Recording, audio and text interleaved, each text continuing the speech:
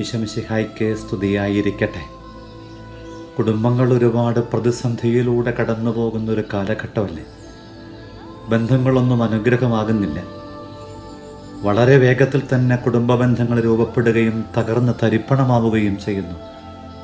ആഴ്ചകൾക്കുള്ളിൽ, മാസങ്ങൾക്കുള്ളിൽ, ഒരാണ്ടുപോലും എത്തും മുമ്പേ ബന്ധങ്ങളിങ്ങനെ തകരുന്നത് കാണുമ്പം സങ്കടത്തോടു കൂടെ ഇട്ടതിൻ്റെ പരിഹാരത്തെക്കുറിച്ച് പ്രാർത്ഥനാപൂർവം ഒരന്വേഷണത്തിൽ ജോൺ പോൾ രണ്ടാമൻ മാർപ്പാപ്പ ഇങ്ങനെ ഓർമ്മപ്പെടുത്തി.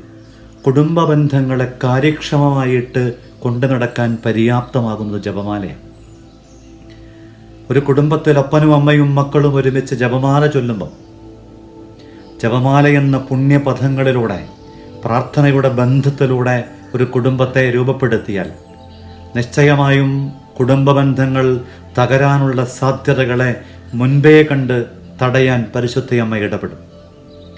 ഏതു ജീവിതത്തിൻ്റെ പ്രതിസന്ധി ഘട്ടങ്ങളിലും ഈ ജപമാല എന്ന പുണ്യവഴിയെ കുടുംബം ഒരുമിച്ച് ചെങ്കോട് ചേർത്ത് പിടിച്ചാൽ, ജോൺ പോൾ രണ്ടാമൻ മാർപ്പാപ്പ വീണ്ടും ഓർമ്മപ്പെടുത്തും, ഒരുമിച്ച് ജപമാല ചൊല്ലുന്ന കുടുംബങ്ങളെ പിശാചിന് ഭയമാണ്. പിശാചിനെ പേടിപ്പിക്കാൻ ഏറ്റവും നല്ല ആയുധം കുടുംബം ഒരുമിച്ചുള്ള ഈ ജപമാല പ്രാർത്ഥനയാണ് എന്ന് മറക്കാതിരിക്കാം. 12-ാം പിയൂസ് മാർപ്പാപ്പ ഓർമ്മപ്പെടുത്തുന്നുണ്ട്, കുടുംബങ്ങളിൽ പരിപോഷിപ്പിക്കപ്പെടേണ്ട ഏറ്റവും സുന്ദരമായ പ്രാർത്ഥന ഒരു ജപമാല പ്രാർത്ഥനയാണ്.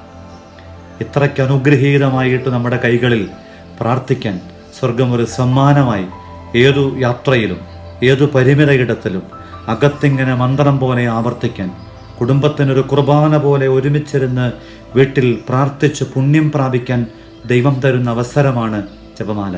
അതുകൊണ്ട് ഈ ഒക്ടോബറിൽ കുടുംബത്തിൽ നഷ്ടപ്പെട്ടു പോയ ജപമാലയുടെ പുണ്യവഴികളെ നമുക്കൊന്ന് തിരികെ പിടിക്കാം.